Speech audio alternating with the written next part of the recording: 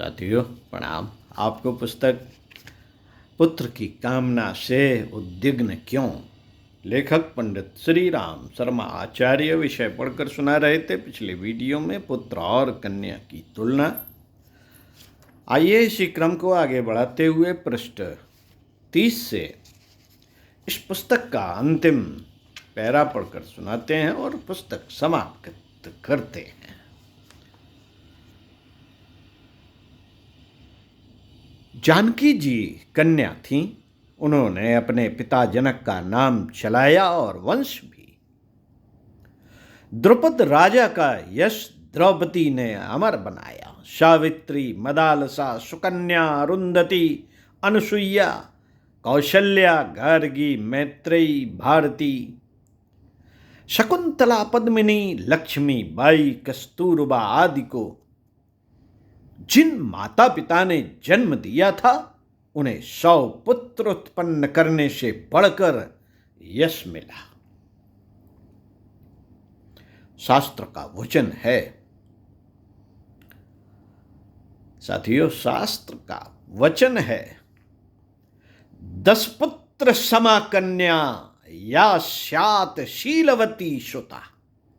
यदि कन्या शीलवती हो तो वह 10 पुत्रों से बढ़कर है। सच बात तो यह है कि मनस्वी, तेजस्वी और प्रतिभावती कन्या निकम्मे सैकड़ों पुत्रों से बढ़कर मानी जा सकती है। कन्या में स्वभावतः सौम्यता, मृदुलता और सात्विकता अधिक होती है। उसकी उपस्थिति से घर का वातावरण बड़ा मृदुल और सौम्य बना रहता है। लड़कों में उद्दंडता अधिक पाई जाती है, इसलिए उनसे माता पिता बहुधा खींचते रहते हैं। लड़कियों की कोमलता अभिभावकों के हृदय को शीतल और प्रफुल्लित बनाए रहती है। जिस प्रकार कोमल पुष्पों की मृदुलता उद्विग्न मन को भी शीतलता प्रदान करती है, उसी तरह कन्याओं की स्वाभाविक सात्विकता अभिभावकों की सांसारिक विक्षोभों की परेशानी का अपने सरल मुस्कान द्वारा सहज ही शमन कर देती है। कन्याएं साक्षात करुणा एवं स्नेह की प्रतिमा होती है। उनकी उपस्थिति घर में सौम्य वातावरण का सृजन होता है।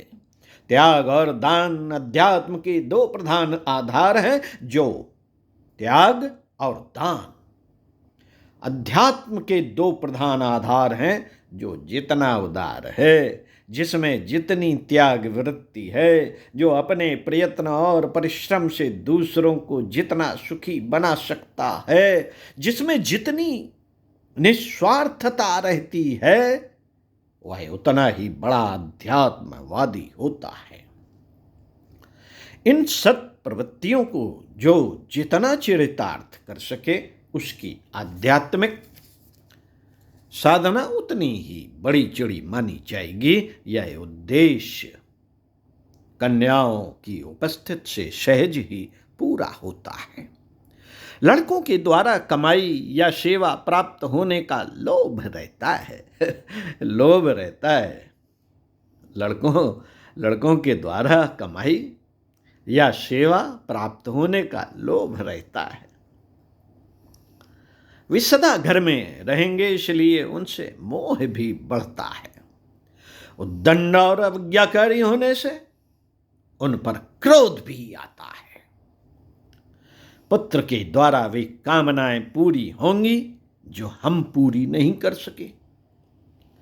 ऐसा सोचने से भी काम बढ़ता है। बेटे के बाद पोते पोती बढ़ निकलते हैं, इसलिए उनका काम धंधा सिमटता ही नहीं।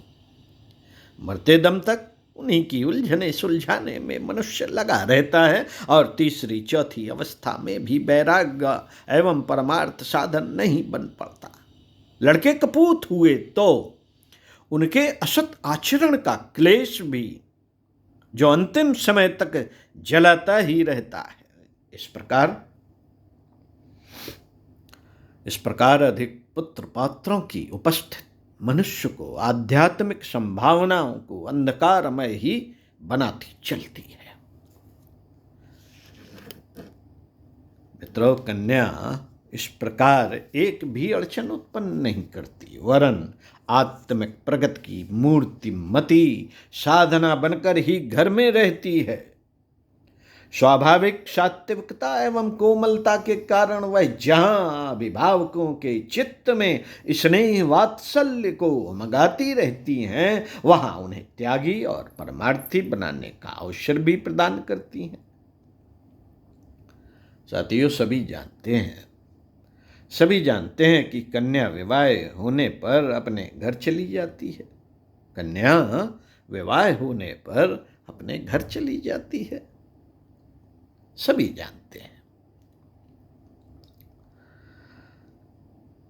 उसका पालन पोषण अपने स्वार्थ के लिए नहीं वरन परमार्थ के लिए किया जाता है। उसकी शिक्षा एवं भरण पोषण पर जो खर्च किया जाता है उसका कोई भौतिक प्रत्युपकार मिलने की संभावना नहीं रहती। इसलिए उससे अनासक्ति एवं निस्वार्थता की भावनाओं का ही विकास होता है। विवाह समय में उसे बहुत कुछ देना पड़ता है। इसके उपरांत भी जब तक वह जीवित रहती है तभी तक नहीं वरन उसके बच्चों को भी समय समय पर कुछ न कुछ देते ही रहना पड़ता है। इस दान में प्रतिदान की कोई गुंजाइश नहीं रहती। इसलिए उसकी श्रेष्ठता भी बढ़ी चढ़ी रहती है। साथियों, कन्या को समर्थ बनाकर उसे दूसरे व्यक्ति को सौंप देने में धन देने से भी अधिक गुना आत्मत्याग करना पड़ता है।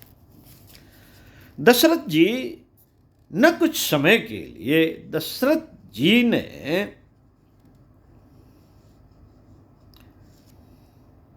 के लिए अपने 2 बेटे विश्वामित्र को यज्ञ रक्षा के लिए दिए थे। उस दान की बहुत बड़ी प्रशंसा की जाती है। कन्या के माता पिता अपने स्नेह पोषित बालिका को जन्म भर के लिए जब दूसरे को दान करते हैं तब उनकी आंतरिक त्याग भावना की दशरथ की उदारता से कम नहीं होती। कन्या की सुयोग्यता का लाभ उसकी ससुराल का परिवार उठाता है। यह प्रत्यक्ष ही एक महान परोपकारी परंपरा है। कन्यादान जैसा महान दान पूर्ण निस्वार्थ भाव से देने के उपरांत भी उन लेने वालों से प्रत्युपकार पाने की आशा रखना तो दूर, उल्टा सदा और भी जो संभव हो देते रहना, हमारा दान स्वीकार किया इसके लिए उन्हें धन्यवाद देना, उनकी कृपा मानना, कृतज्ञ रहना, पिता के लिए निरहंकारता एक श्रेष्ठ आध्यात्मिक साधन ही बन जाता है। विवाह के बाद कन्याओं का उत्तरदायित्व माता पिता पर से प्रायः चला ही जाता है। इस प्रकार घर के गोरख धंधे से उन्हें जल्दी ही छुटकारा मिल जाता है। ढलती आयु वानप्रस्थ के लिए और जीवन का अंतिम अध्याय संन्यास के लिए होना चाहिए। यदि किसी के घर में केवल कन्याएं ही हैं तो उसे यह अवसर बड़ी सुगमता से मिल सकता है। बच्चों के उत्तरदायित्व से निवृत्त हुआ जा सकता है और बच्चों के उत्तरदायित्व से निवृत्त हुआ मनुष्य लोक हित एवं आत्म कल्याण की साधना में अपना अधिकाधिक समय लगाकर इस सुर दुर्लभ मानव शरीर को सार्थक बनाने वाली गतिविधियां निश्चित होकर अपना सकता है। साथियों, अभिभावकों का कर्तव्य है कि बालकों के रूप में वे राष्ट्रमाता के लिए सुयोग्य, सुविकसित एवं सुसंस्कृत नागरिक प्रदान करने के लिए श्रम करें, श्रम करें। आज के वातावरण से हर नई पीढ़ी पुरानी पीढ़ी की तुलना में गुण, कर्म और स्वभाव की दृष्टि से घटिया ही बनती जाती है। शिक्षा या धन का कोई मूल्य नहीं। धनी या शिक्षित व्यक्ति किसी देश की सच्ची समृद्धि नहीं हो सकते। यदि वे आदर्श की दृष्टि से गए बीते हैं तो वह शिक्षा और संपत्ति जितनी ही अधिक होगी, संसार में विपत्ति और विकृति उसी हिसाब से बढ़ेगी। बच्चों को सुसंस्कृत, सद्गुणी एवं समाज सेवी बनाना माता पिता का कर्तव्य है। यदि वे उसे पूरा नहीं करते, यदि वे उसे पूरा नहीं करते तो उन प्राप्त संतानों द्वारा संसार को हानि पहुंचाने में वे भी पाप के भागी बनेंगी। पंडित श्री राम शर्मा आचार्य। ओम शांति। पुस्तक का समापन। अगली पुस्तक में फिर मिलते हैं आपसे एक नई पुस्तक के साथ। ओम शांति।